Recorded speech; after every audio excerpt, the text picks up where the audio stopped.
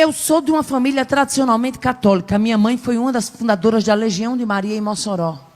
E eu fui a primeira crente a aceitar Jesus como Salvador da minha família. Não tinha um crente na minha família. Quando eu aceitei Jesus, que chegou a história lá no Ceará, que era de onde moravam meus avós, meu avô disse: de onde foi que essa menina tirou isso? Presta atenção.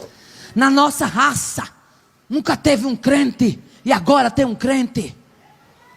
Ele não sabia que estava raiando a luz, e a luz, quando ela raia, ela tem que brilhar.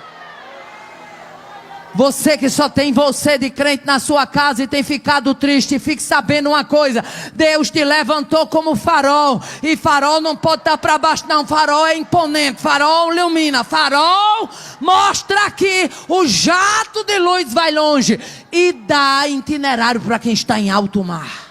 Muito forte, aleluia. Deus te levantou como farol. E eu sempre falando de Jesus para minha família, muito coração duro, muito coração indiferente. Quando foi um dia, eu recebi uma amiga que prega a palavra na minha casa, e hospedei ela. Ela veio para um trabalho em Mossoró, eu hospedei ela.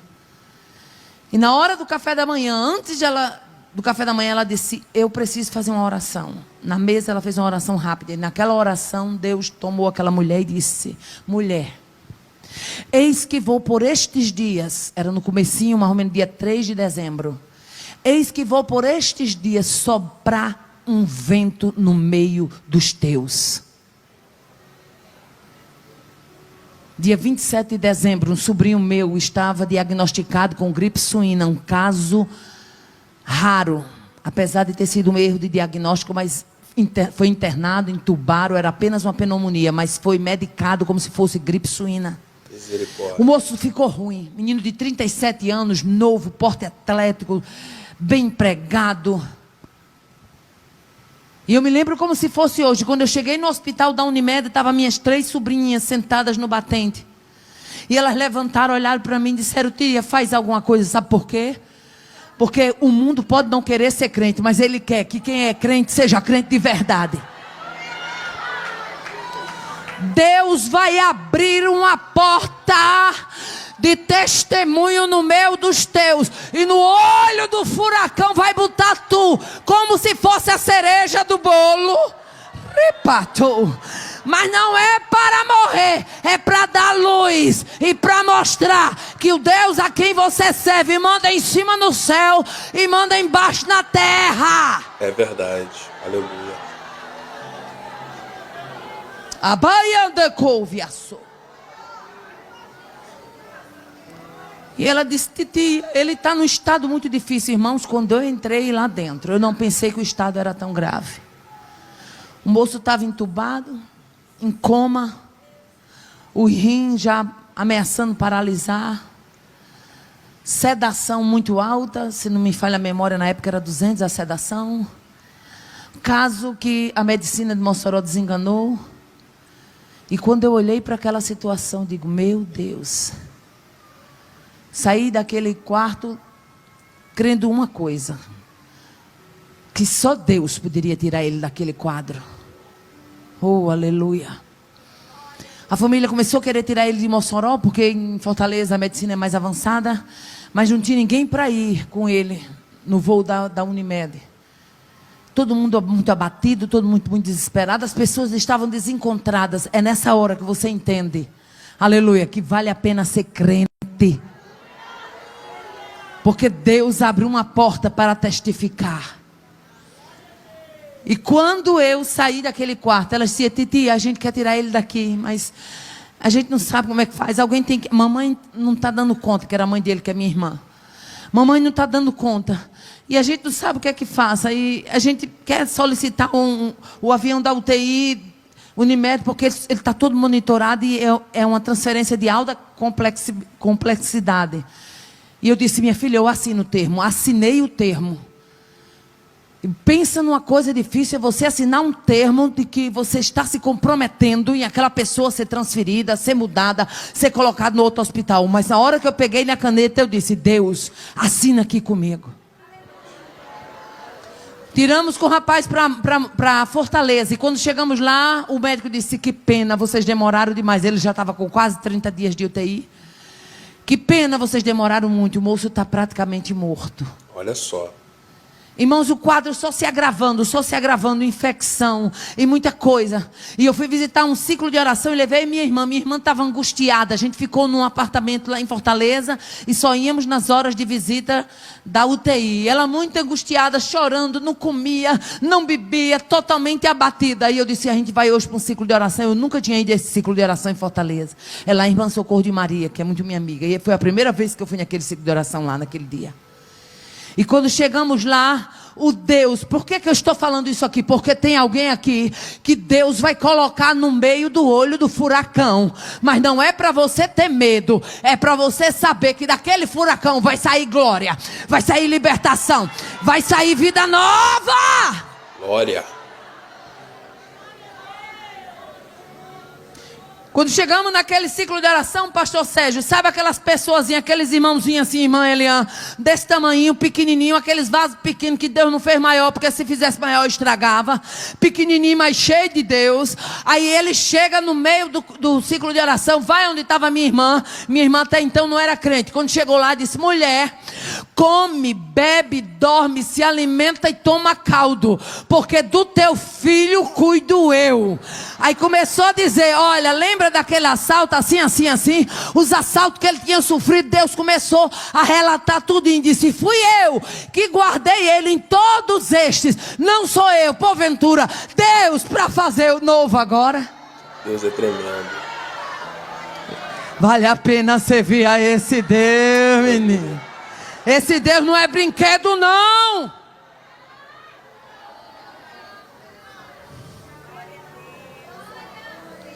Depois que ela saiu, o irmãozinho saiu de lá, veio onde eu estava, falou comigo. E quando eu saí dali, ainda disse mais, na hora que Deus estava usando ele: bota a cara no pó, porque quero entrar com a providência na vida do teu filho. Disse para minha irmã. Aí minha irmã não era crente, saiu do ciclo de oração e disse: Aparecido, o que é cara no pó? E eu disse: é agora que eu vou entrar. Eu digo: cara no pó, Deus está mandando você botar a cara no chão para orar pelo teu filho. Aí nós estávamos no apartamento, eu, ela e mais duas sobrinhas. Aí tem uma da minha sobrinha, não sei como vocês chamam aqui em Santa Catarina, quando a pessoa é muito engraçada. Lá a gente chama de gaiata. E uma sobrinha minha chegou para mim e disse: tia Aparecida, esse Deus dos crentes é forte mesmo. Acordei 5 horas da manhã para ir no banheiro. Quando acordei, tia Fátima com a cara no chão, no piso do quarto. E eu me lembrei daquilo que a senhora falou para ela. Pois ela não estava com a cara no chão. Eu digo: minha filha, esse Deus, ele é forte mesmo. Ele manda em cima, ele manda embaixo, manda na tua casa, manda na tua parentela, manda na porta que está fechada, manda na vida de quem está pegando no teu pé na repartição do trabalho. Esse Deus é forte mesmo. Oh, aleluia. Glória a Deus. Quando aquele irmão sai, que ele larga a minha irmã lá, que vem para mim e diz assim: mulher, estou enviando agora um anjo na UTI do São Mateus. E para que tu saiba que eu sou Deus, digo assim: Júnior, ouve a voz do teu Senhor. A gente começou a chorar. Por quê? Porque Júnior era como ele, era conhecido pela família. O nome dele é Ivan, mas a família só chama de Júnior. Aí a minha alma se alegra. Sabe por quê? Porque Deus, quando quer falar, ele não vai falar nas entrelinhas, não. Ele fala na intimidade. Repa! Ele fala na intimidade. E nesta noite ele está falando na intimidade. Vou abrir a cortina e vou revelar o que tu há muito tempo está me pedindo.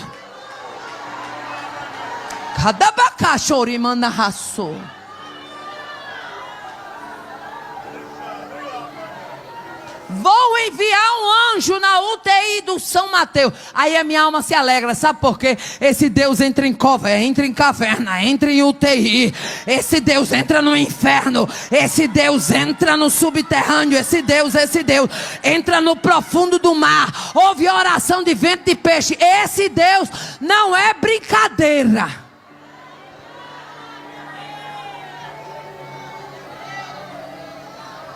Todo dia era batido o raio-x dele. Todo dia.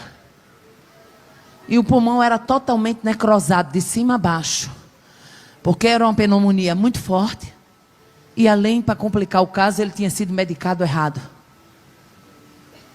E aí, minha irmã, não demorou. Questão de uns 3 ou 4 dias depois, lá estava um médico, aleluia, com o rapaz do raio-x teimando no corredor do hospital.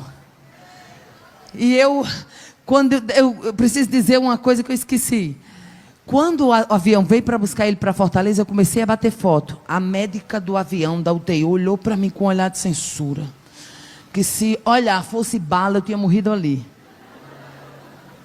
Quando ela olhou, eu olhei. Aí eu também encarei. Porque crente, quando tem Jesus, encara. Eu olhei para ela no olho e disse: doutora, talvez a senhora esteja me censurando, porque eu estou tirando a foto dele aqui. Mas é porque eu preciso dessas fotos, que eu vou mandar revelar para o dia do culto e ação de graças. Ela olhou para mim como quem diz: está doido. Eu cá comigo, já sou acostumado. Crente tem que ser doido mesmo, porque se não for doido, ele está com defeito de fabricação. Crente tem que ter uma veinha de doido. Sabe o que é a veinha de doido? Deixa eu explicar, pastor Sérgio, porque o senhor não me conhece, mas Jesus me conhece. Veinha de doido é naquela hora que ninguém acredita, tu crê. Veinha de doido é a hora que todo mundo está dizendo não vai acontecer e tu diz vai. A veinha de doido, ela funciona. Ela tem um fiozinho que bate no céu e dá um curiscozinho aqui, ó. E você fica turbinado. É todo mundo dizendo não vai sair não, você vai. Não vem não, vem. Não acontece não, acontece. Não falou não, fala. Não vai ser liberto não, vai ser liberto sim. Da banda tocou.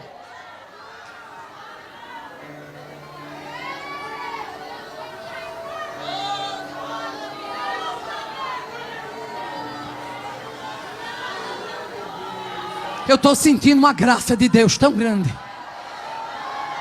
Eu estou crendo, tu crê? Eu estou crendo. Aquele testemunho que Satanás está pelejando para arrancar da tua boca, nem arrasou. Deus disse: ele não arranca. Não se intimide, ele não arranca. Porque esse testemunho que colocou na tua boca foi o Senhor.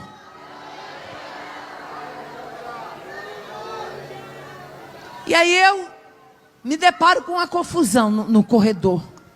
O médico com o radiologista, o rapaz do raio-x. De quem é esse pulmão aqui? O rapaz disse: de Ivan Júnior. E esse outro aqui? É de Ivan Júnior, o rapaz de Mossoró. Aí o médico disse: mas não é possível. Esse aqui foi de quando? Foi de ontem. E esse aqui? De hoje. Jesus confundindo. Ele disse: mas peraí, é o rapaz aquele que veio diagnosticado errado, como fosse gripe suína? É. Mas não pode ser. O rapaz disse: eu também achei difícil, mas o rapaz quem levou fui eu. É o mesmo de ontem, foi o mesmo que eu levei hoje. É o mesmo rapaz. Porque ele estava com raio-x totalmente o pulmão necrosado. Mas lembra que Deus disse: vou enviar o anjo. E quando Deus diz que vai enviar o anjo, pode ter o que acontecer, mas tem que ser vitória para dar testemunho. Aleluia. O outro raio-x, o pulmão limpo, de cima a baixo. Parecia pulmão de criança. Aí a minha alma se alegra. Sabe por quê? Porque esse Deus limpa pulmão, limpa coração, limpa pecado. O único sangue que não mancha, mas limpa. Você já viu o que é mancha de sangue em roupa? Mancha, danoda. Mas o de Jesus, quando ele entra em cena, é para limpar, é para limpar, é para limpar. E o rapaz disse: o médico disse: eu não estou acreditando. O radiologista disse: pois doutor, é o mesmo paciente. Oh, aleluia. Aí um dia eu recebo uma visita, eu deixei ele lá, se recuperando. Já tinha ido para o quarto, já tinha saído da UTI. Aí deixei ele lá e vim para Mossoró. Em Mossoró uma irmã foi me visitar, quando de repente Deus tomou ela e disse: mulher, eis que visitei o moço. Aleluia. E dei ordem à morte para virar as costas. Você serve ao Deus que visita e dá ordem até a morte. Você serve ao Deus que visita e dá ordem até a morte. Mandei a morte virar as costas. É muito chique um Jesus desse, não é não? Lembra do vento que Deus falou que ia soprar? Eu dei um culto de ações de graça na minha casa, mandei revelar aquelas fotos que eu tinha batido, deixei os raios-x lá, era todo mundo chegando, os raios-x lá empenduradozinho, para o pessoal ver as fotos, e o culto acontecendo, um culto grande na frente da minha casa, e naquela noite, 5 pessoas, a minha sobrinha disse, titia, esse daí, se ele voltar com vida, eu digo, Deus pode fazer, e o pessoal monitorando ele, fazendo a mudança dos equipamentos do hospital para o avião, e ela disse, esse daí se viver, eu digo, mas Deus pode fazer. Elas disseram, tia, se Deus der vida ao nosso irmão, eu tenho certeza que é para nós sermos crentes. Tu crê no Deus que vai te visitando? Eu quero dizer nesta noite, em nome de Jesus, há um Deus que entra em cena. E quando Ele entra em cena para mostrar que Ele se revela. E quando Ele se revela no cenário, o que está torto fica direito, o que está distante se aproxima, o que era feio fica bonito, o que é distante é aproximado, o que não era passa a ser, e o que achou que faria não faz. Posso fazer uma oração com elas, pastor?